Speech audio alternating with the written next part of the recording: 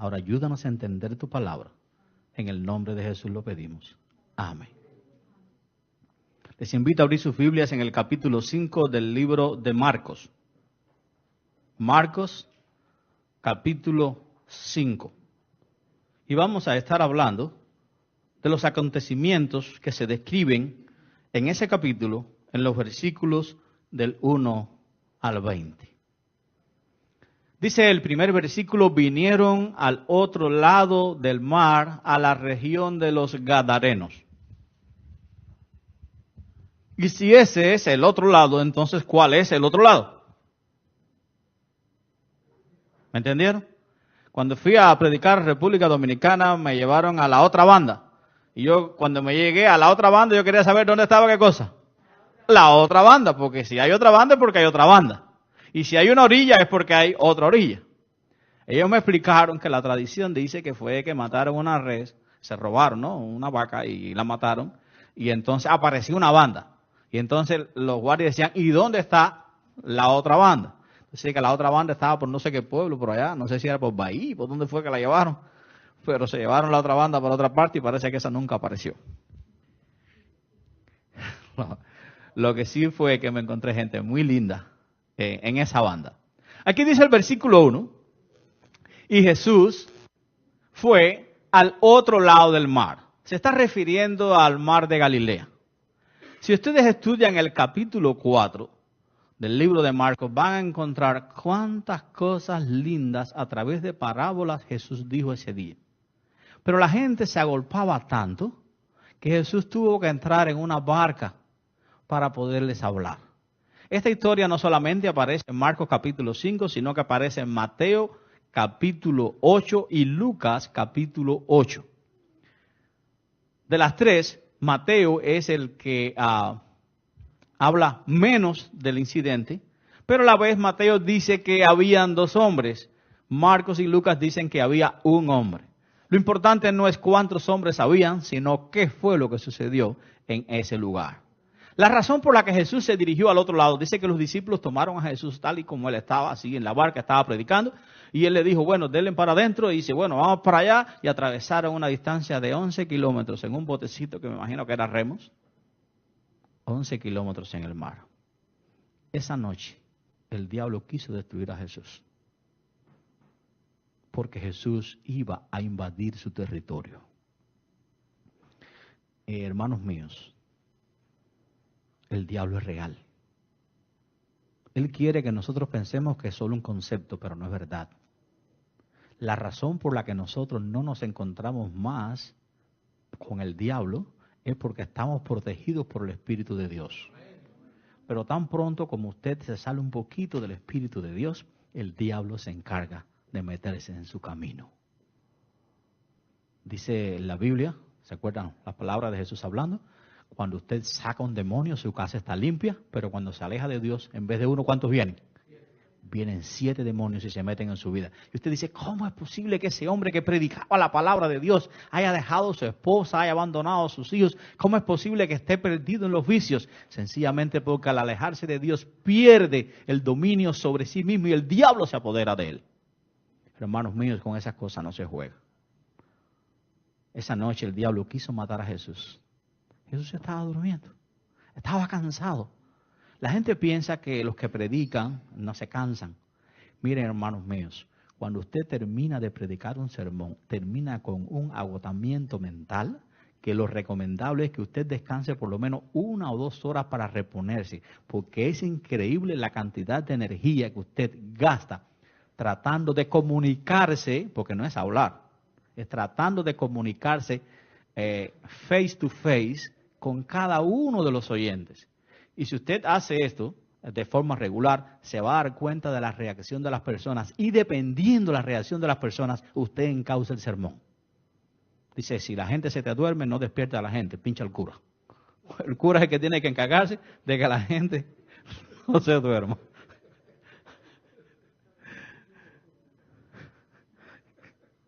Pinchen al pastor si la gente se le duerme. Ese día, esa noche, Jesús dormía plácidamente, mientras los discípulos estaban bien preocupados. Hay que estar en el mar para saber lo que se vive. Yo he estado en el mar y me he estado hundiendo. Me he estado hundiendo a 7 millas de la costa. Me he estado hundiendo a 40, 50 pies de profundidad a las 12 de la noche. El barco ha empezado a tomar agua. El agua entra del barco a las rodillas. Todos los equipos se apagan. Las baterías se le van la corriente. Y gracias a Dios que a 7 millas todavía hay señal en los teléfonos para llamar al 911. ¿Y esos hombres qué creen ustedes que es la primera pregunta que le hacen? ¿Tienen niños a bordo? Porque si tienen niños se apuran más. Si no tienen niños, para mí que ellos pregunten, ¿y para qué se metieron? Allá ustedes, arréglensela como puedan. Pero gracias a Dios ese día teníamos un niño, así que se apuraron. De todas maneras duraron como 1 hora para llegar mientras el agua seguía subiendo. Cuando llamamos estaba un poquito arriba del tobillo, cuando llegaron la teníamos de la rodilla hacia arriba. Y no es nada bonito. ¿Se imaginan ustedes que mientras usted está luchando con todas esas cosas, tratando de llamar, hay uno durmiendo? Y le dice, maestro, no te preocupes que nos vamos a ahogar, por favor, ayúdanos, saca agua. En cierta ocasión, un amigo mío, la antigua, amigo de muchos acá también, se llevó al pastor Mejías a pescar. Y dice que llegó una tormenta. Y Mejía le dijo, a la antigua, por favor, llévanos para la orilla. Y dice, ok, vámonos para la orilla. Pero cuando llegaron, iban entrando a la bahía, la tormenta se fue. Y dice la antigua, vamos a aprovechar que mira qué clara se puso la noche. Y volvieron a entrar. Ahí sí la tormenta los agarró y no había forma de irse. El caso es que el agua también le empezó a entrar al barco. Y Mejía se abraza de su hijo Enriquito y comienza a orar. Y la antigua desesperada dice, Mejía, ora, pero saca agua que nos vamos a ahogar, por favor. Esa es la realidad que estaban viviendo los discípulos. Se está diciendo gráficamente para que usted sepa que una cosa es estar en tierra y otra cosa es estar ahí adentro. Y cuando hago estas historias y le digo a la gente, vámonos a pescar, dice, vámonos a pescar con lo que me estás diciendo. No, tráeme pescado que yo me lo como afuera. Pero así nos vamos. A veces nos vamos hasta 40 millas para adentro. El problema es que ese día, esa noche, Jesús demostró que el único que puede meterse en el terreno del diablo y dominarlo es Él. Y detrás de aquella tormenta había un espíritu de demonio. No sé si el pastor Albert recuerda cuando tuvimos el primer bautizo de West Palm Beach. El demonio estaba metido en el mar. Yo lo podía sentir. Había un hombre que había tratado de bautizarse por mucho tiempo y huía de Jesús. El Espíritu de Dios lo tocó y ese día fuimos a bautizar al mar. Las corrientes se encontraron. Una venía como del sur y la otra del norte en diagonal. El caso es que el pastor Álvarez oraba. Él comenzó a orar como de aquí a la orilla para que las olas no lo mojaran. Miren, hermanos, en cuestión de minutos ese mar se alborotó de tal manera que allá donde él estaba, ya el agua le estaba dando a la rodilla. Yo tuve que salir del mar y pararme en la arena y las olas, bautizaba cuando las olas me pasaban por encima. Cuando la ola venía, bajaba la persona y ¿saben qué decía la familia? Bautízalo, que no salga de ahí si no sale bautizado. Casi yo me ahogo, pero lo bautizamos. Bautizamos 7 ese día. Quiero decirles que tan pronto como terminamos de bautizar, se arregló el mar. Hermanos míos, hay poder en el nombre de Jesús. Ahora este hombre entra, Jesús entra a Gadara. Y cuando entra a Gadara, dicen estos versículos del 1 al 5, que dice que le vienen al encuentro aquellos 2 hombres. Lucas dice que por aquel camino no andaba nadie, porque le tenían miedo. No lo dice Marcos, acuérdense, tienen que leer las 3 historias para poder amarrar todas estas cositas que estamos diciendo. Dice que por aquel camino no pasaba nadie, porque esta gente tenía un espíritu inmundo. ¿Por qué tenían espíritu inmundo? Porque en la ley judaica el cadáver era inmundo y cuando usted tocaba a un cadáver, porque iba a despedir a su muerto, tenía que lavarse y esperar, creo que eran, no me acuerdo cuántos días, pastor. Entonces eran 40 o cuántos eran. 40 días tendría que buscar ese dato, pero tenían que pasar un tiempo que no podían ir al templo porque eran inmundos. Y esto para que la gente se diera cuenta que era el demonio lo que tenían adentro, a donde se lo llevaba era al sepulcro. También dice la Biblia que este hombre andaba desnudo, corriendo de día y de noche dando voces. Porque cuando el diablo se apodera de una persona, lo quiere destruir y lo quiere que su moral y que todas sus cosas caigan por el piso, porque ese es el placer de él, destruir la creación de Dios. Usted a veces entra al camino del diablo para jugar y cuando el diablo entra en su vida ya no sabe cómo sacarlo. Recuerdo la historia de una niña que creció en la iglesia, pero se metió en la computadora y se puso a buscar ciertas cosas. Se metió a buscar los gurús espiritistas en la computadora. Y el diablo se metió en su casa. Y el diablo se reflejó cuando estaba en la iglesia de Chile Oak, en la iglesia donde yo estaba. Conozco a la muchacha, conozco a los papás. Y la gente trataba de aguantarla y no había forma que la aguantara. Así como dice aquí que lo amarraban con cadenas y el hombre rompía las cadenas. Trataban de aguantarla y no había quien la aguantara.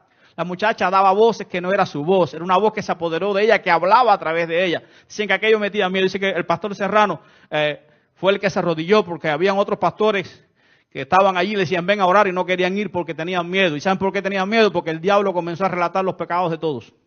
Y todo lo que se acercaba el diablo decía, tú vienes aquí si tú eres así, así, así, así. Porque el diablo conoce las cosas. No conoce porque pueda leer tu mente, conoce porque ve lo que estás haciendo. Y realmente hay muchas personas que vienen a la iglesia con una apariencia, pero en la vida real son otra cosa. Por eso hay un dicho que dice, si quieres saber quién es Juanito, vive con él un poquito. Hermanos, lo lindo de esto es que Dios no vino a buscar a la gente buena. Dios vino a buscar a la gente que es pecadora, pero que se arrepiente y cada día se aferra de la mano de Dios. También dice esta historia que este hombre se laceraba el cuerpo con piedras. Su cuerpo olía mal, su cuerpo estaba lleno de heridas, su cuerpo estaba lleno de llagas y se seguía lacerando. Y no se seguía lacerando porque él quería lacerarse, se quería lacerando porque el diablo quería que la gente se diera cuenta que este hombre estaba poseído por él. ¿Es que acaso no sucede lo mismo hoy? Conozco a un amigo mío, trabajador bueno, poniendo losas es tremendo. El hombre, si te dice voy a estar a las 8, ahí está a las 8. Pero el hombre lo ha perdido todo. Ese hombre Dios le salvó la vida. Ese hombre venía con su prima de una actividad en el parque y su prima viene manejando, no se da cuenta que viene una rastra y se le metió delante de un camión grande de eso y la rastra le dio, él salió sangrando, inconsciente, el rostro desfigurado. Ese hombre no era adventista. Ahí como se salvó la vida, dice, Señor, si tú me salvas, yo me voy a entregar a ti. El hombre se entregó, se bautizó, conoció a una muchacha, se casó, tienen una niña lindísima. La vi desde muy pequeñita, ya está más alta que yo la muchacha, linda la muchacha, pero el diablo se ha encargado de lacerar su cuerpo. Se metió en el problema de las drogas. ¿Y qué cosa es la droga si no lacerarse el cuerpo? ¿Cómo lo utilizan? Pinchándose. Ve las manos esas que dan pena. Vienen a pedir $1 que dice que es para comer y usted dice, ¿será para comer o para la droga? ¿Se lo doy o no se lo doy? Y entonces él dice, por favor, ayúdenme, yo quiero salir de esto, por favor, ayúdenme. Porque una vez que usted se mete en el terreno del diablo, difícilmente se pueda salir. Él se ha salido varias veces. Ahora un amigo se lo llevó fuera del estado, para ver si fuera del estado, fuera de la influencia de los amigos puede hacer algo. Eso era la situación que esta gente tenía. Por eso dice, cuando vieron a Jesús, corrieron hacia él. Pero cuando corrieron hacia Jesús, en vez de decirle, Señor, sálvame, ayúdame, ¿qué le dijeron? Vete de aquí, ¿qué tienes conmigo? ¿Por qué me atormentas? Cuidado con lo que la gente dice. Cuando la gente le dice a usted, ¿por qué tienes conmigo? ¿Por qué me atormentas? No le haga caso. Mire su situación. A veces no son ellos. Es el demonio que está hablando a través de ellos. Ellos quieren cambiar. Ellos quieren regresar a su hogar. Ellos quieren volver a tener su familia. Ellos extrañan una cama, pero no pueden. Sencillamente no pueden porque el demonio de la droga se ha metido en sus vidas y no los deja. Recuerdo cuando estaba aquí de pastor, un amigo que no es adventista, me contó la situación de su hijo. Su hijo lo trae, lo mete en la casa, lo baña, lo prepara, un joven. Y luego después algo viene a él que le dice, quiero dormir en las calles, quiero dormir debajo del puente. Y se va a dormir debajo de los puentes. Y él va a la policía y le dice, por favor, está mal de la cabeza, llévenselo. Y la policía le dice, es mayor de edad, él elige dónde vivir. Las leyes de este país no le permite usted obligarlo ni llevarlo a ningún hospital psiquiátrico si él no quiere ir. Si él le dice cuál es su nombre, le pregunta cuál es tu nombre, así que sé yo, dónde tú vives en tal lugar, porque estás aquí, porque quiero. Nadie se puede meter en eso. Sencillamente hay un poder dentro de él que no lo deja tranquilo, y esa es la situación que tenían los endemoniados gadarenos. Yo pienso que esta historia está en la Biblia para que nosotros abramos nuestros ojos y vivamos a la realidad de la guerra espiritual que nosotros estamos viviendo. Hermanos míos, cuando el diablo está apoderado de un lugar y usted entra, usted lo siente en su cuerpo. Allí en el Palmar, Marianao, lugar donde el pastor vivió, hay una zona que cuando usted entra, usted siente el espíritu pesado. En menos de una cuadra hay 4 o 5 templos al diablo, donde se va a adorar al diablo, a las deidades diabólicas africanas. Pastor Milko ahí de Marianao, cuando tú entras a los Pocitos Milko, lo sientes cuando te metes en aquel lugar que estás en terreno del diablo. Y dice la Biblia, o dice el Espíritu de Profecía, que cuando Jesús está hablando con este endemoniado o con estos endemoniados, estaba solo. Y la razón por la que Jesús estaba solo es porque los discípulos, al sentir aquello, salieron corriendo. Yo me imagino que lo mejor que hicieron los discípulos fue salir corriendo. Porque ellos no estaban preparados espiritualmente para meterse en terreno del diablo. ¿Por qué? Porque en vez de estar orando con Jesús, estaban fajados los unos con los otros a ver quién iba a ser el primer anciano. Oye, pero si Osvaldito lleva 30 años de primer anciano, ¿por qué no le doy chance a otro? ¿Por qué aunque sea no renuncie? Porque si va a la junta sale. Entonces, ¿por qué?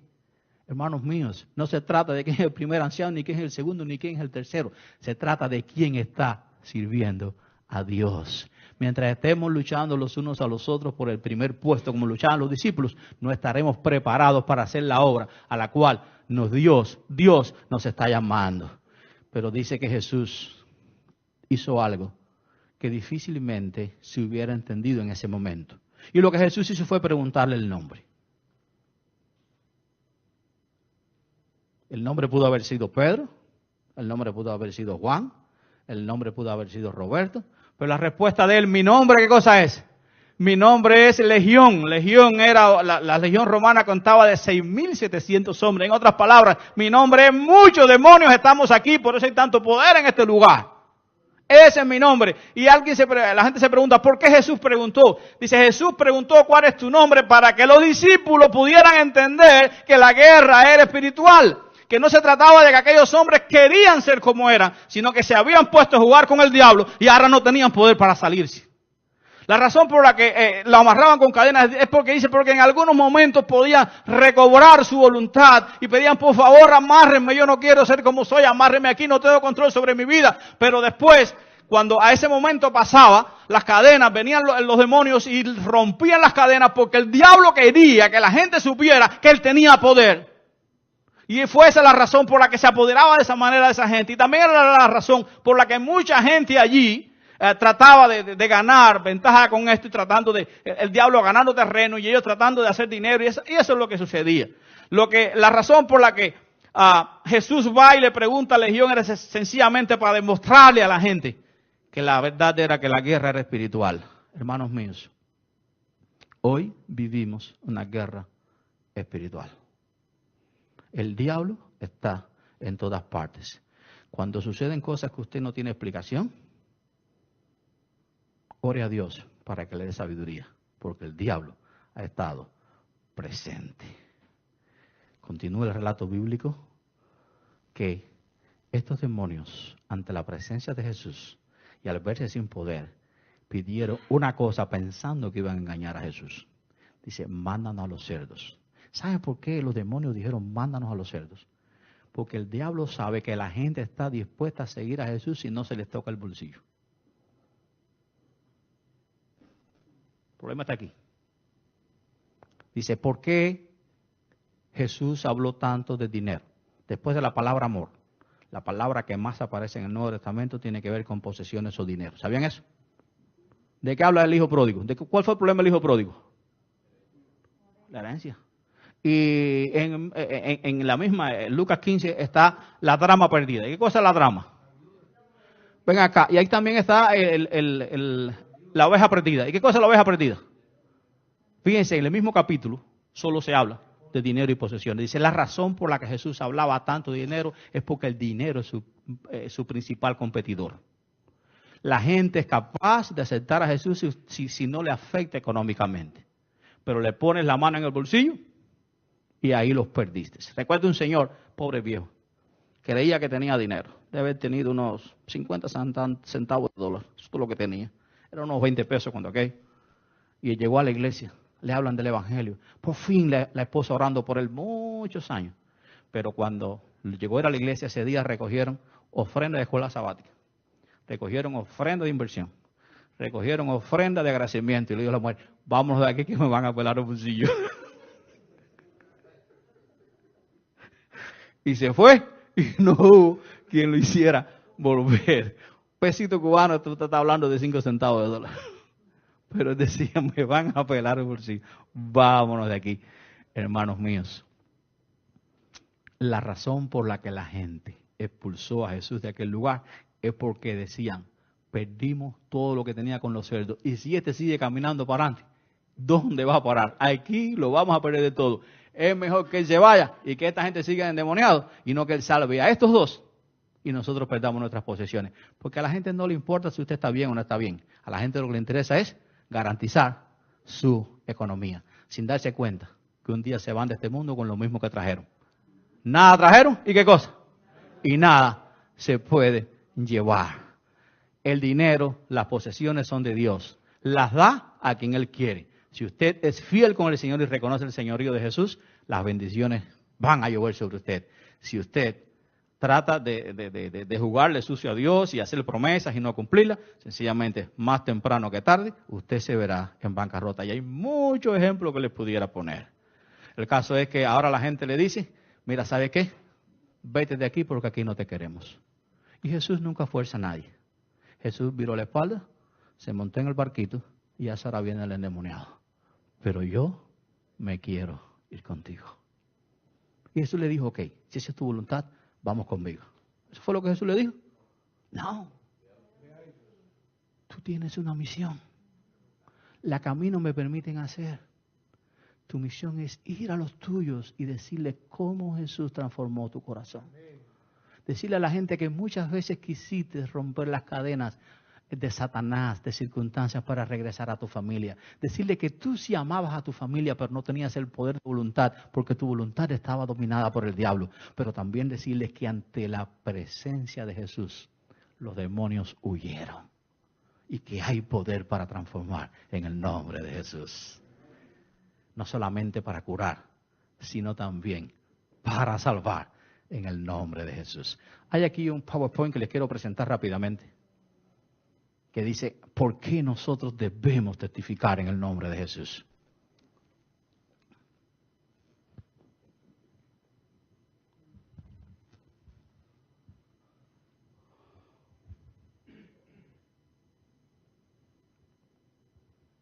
Está apagado.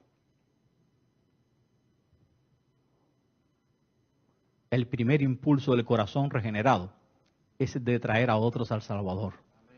Esto significa que si una persona no siente el deseo de traer a otros a Jesús, su corazón nunca fue regenerado.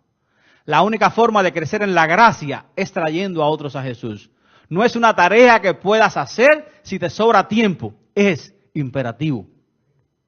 Cuando un cristiano imparte sus conocimientos a otros, aumenta su conocimiento y fortalece su fe, porque al repetir las verdades a otros, esas verdades se afirman en ti. La gracia de Dios no permanecerá largo tiempo en la vida de alguien que no comparte su fe con otros. ¿Qué serio está eso? Si usted quiere que sus hijos se mantengan en la iglesia, en vez de acostarse a dormir el sábado por la tarde, llévelos a hacer visitas misioneras.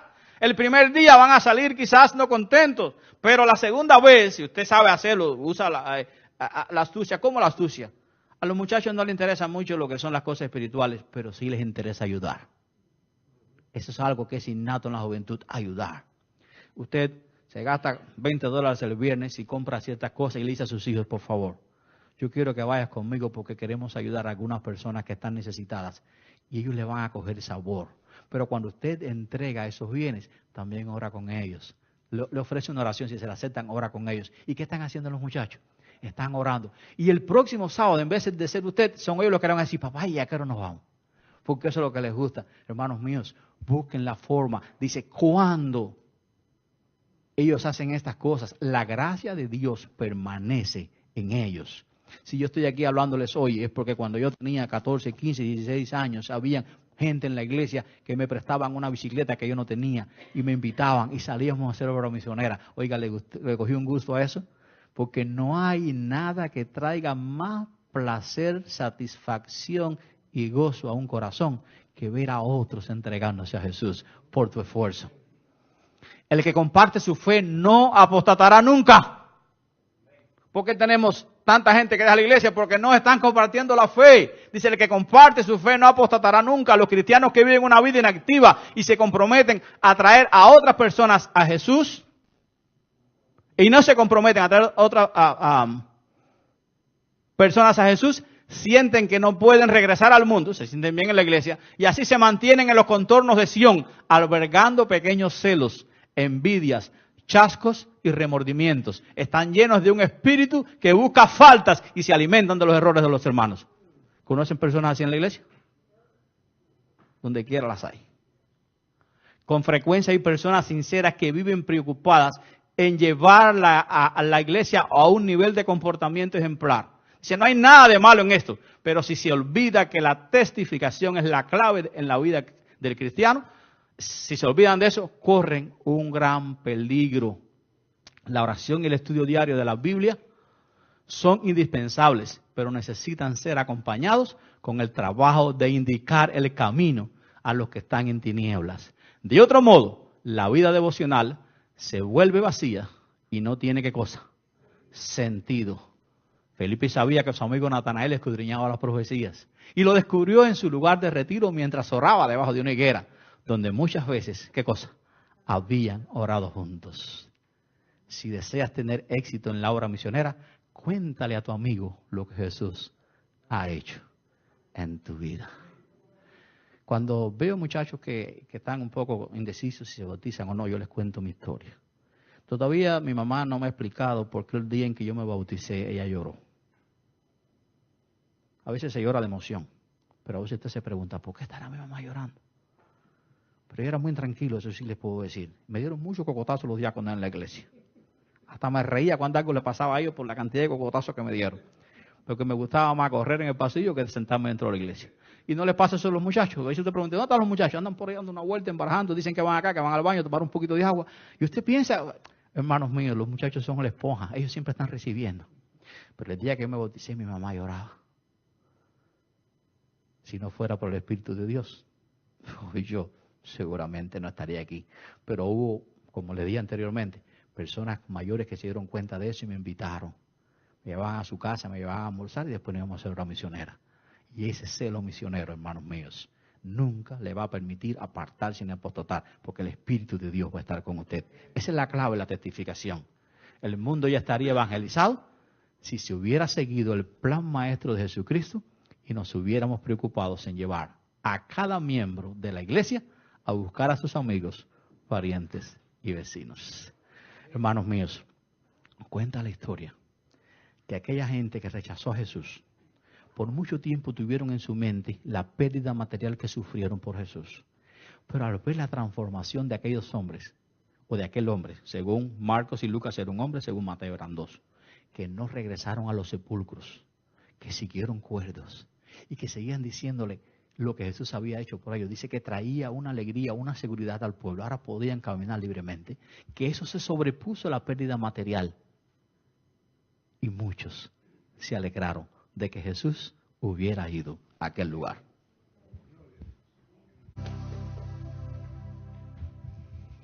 La paz que Dios trae al corazón, nada en este mundo lo puede traer. Tenía 18 años de edad, me graduaba de la escuela de economía, la nota era de las mejores. Pero me preocupé porque cuando buscaba trabajo nadie me daba trabajo. Me debí abrir el expediente que tenía que ser sellado al centro de trabajo de la escuela, al centro de trabajo para que te dieran trabajo, pero lo abrí, pues de todas maneras no me daban trabajo. Y en ella encontré una nota que decía, tiene mala actitud política, es adventista del séptimo día. Eso era todo. Fui a hablar con mi tía. Mi tía era de la Seguridad del Estado. Trabajaba para la contrainteligencia. Y era la encargada en el municipio. Su oficina estaba en las estadísticas, pero era la encargada en el municipio de abrirle plaza para los jóvenes. Y me dijo, hijo, te quiero mucho. Si me trabajas un sábado, te doy el trabajo que tú quieras, el mejor del pueblo. Yo le dije, tú ya sabes que no puedo hacerlo. Dice, mira, no trabajes, solo apárese en la oficina. Te voy a traer conmigo a las oficinas centrales. No lo puedo aceptar. Pero hijo, si solamente con que te vean, te puede decir después a la iglesia, yo soy la jefa. Pero tienen que verte, porque no se trata de venir o no, se trata de la parte política. El diablo trató de tocarme el bolsillo, como le tocó a aquella gente allá en Gadara, para que le dijera a Jesús, bye bye. Como hicieron muchos, yo tengo que abrirme paso en la vida, yo tengo que triunfar, yo tengo que formar una familia, yo tengo que... Muchos dejaron a Jesús. Han pasado los años. Hoy mi tía tiene cáncer. Y me sorprende cuando me escribe y me dice, ora por mí. Yo creo cuando tú oras. Pudiera decir ella lo mismo si yo le hubiera virado la espalda a Jesús. Nunca usted sabe la influencia que ejerce para bien cuando usted se mantiene fiel. Cuando la gente le ataca, no los ataquen. Recuerdo que aún dentro de la iglesia esto pasa, y estaba en la iglesia y alguien quería ganar miembros para su iglesia y hablaba mal de mi iglesia. Y alguien me decía, enfréntalo, diles.